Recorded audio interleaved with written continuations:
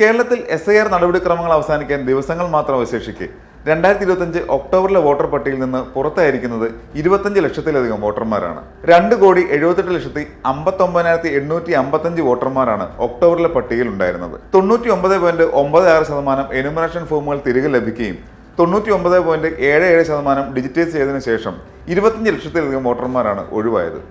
മരിച്ചവർ, സ്ഥിരമായി താമസം മാറിയവർ, മറ്റ് സ്ഥലത്ത് പേര് ചേർത്തവർ, മറ്റ് കാരണങ്ങളാൽ ഉൾപ്പെടാത്തവർ എന്നിവരാണ് പട്ടികയ്ക്ക് പുറത്താകുന്നത്. കരട് വോട്ടർ പട്ടിക പ്രസിദ്ധീകരിച്ചതിന് ശേഷം തർക്കമുള്ളവർക്ക് രേഖകൾ ഹാജരാക്കി വോട്ട് ഉൾപ്പെടുത്താനുള്ള അവസരം നൽകുമെന്ന് മുഖ്യ തെരഞ്ഞെടുപ്പ് ഓഫീസർ രത്തൻ കേൽക്കർ അറിയിച്ചിട്ടുണ്ട്. അതേസമയം കണക്കുകളിൽ വ്യക്തതയില്ലെന്നും SIR നടപടികളുടെ കാലാവധി വീണ്ടും നീട്ടണമെന്നും ശക്തമായി ആവശ്യപ്പെട്ടിരിക്കുകയാണ് BJP ഒഴികെയുള്ള രാഷ്ട്രീയ പാർട്ടികൾ.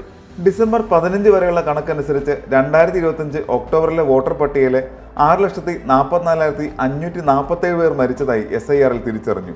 കണ്ടെത്താൻ സാധിക്കാത്തവർ 7,11,958, സ്ഥിരമായി താമസം മാറിയവർ 8,19,346, ഒന്നിൽ കൂടുതൽ തവണ വോട്ടർ പട്ടികയിൽ ഉൾപ്പെട്ടവർ 1,31,530, മറ്റുള്ളവർ 1,93,631 എന്നിങ്ങനെ 25,112 വോട്ടർമാർ കരട് വോട്ടർ പട്ടികയിൽ നിന്ന് ഒഴിവാകുമെന്നാണ് തിരഞ്ഞെടുപ്പ് കമ്മീഷൻ അറിയിക്കുന്നത്.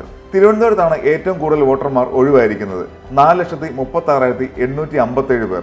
കൊല്ലം 1,68,018, ആലപ്പുഴ 1,44,243, പത്തനംതിട്ട 1,948, കോട്ടയം 1,66,010, ഇടുക്കി 1,28,333, എറണാകുളം 3,34,962, തൃശൂർ 2,56,842, പാലക്കാട് 2,70,000, മലപ്പുറം 1,79,673, കോഴിക്കോട് 1,94,588, വയനാട് 37,422, കണ്ണൂർ 89,932, കാസർഗോഡ് 63,114 എന്നിങ്ങനെയാണ് മറ്റ് ജില്ലകളിലെ ഒഴിവായവരുടെ എണ്ണം.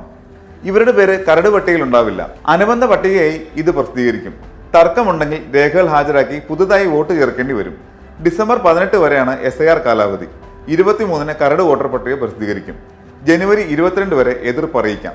ഫെബ്രുവരി 14 വരെ ഹിയറിംഗും പരിശോധനയും നടത്തിയ ശേഷം 21-ന് അന്തിമ വോട്ടർ പട്ടിക പ്രസിദ്ധീകരിക്കും.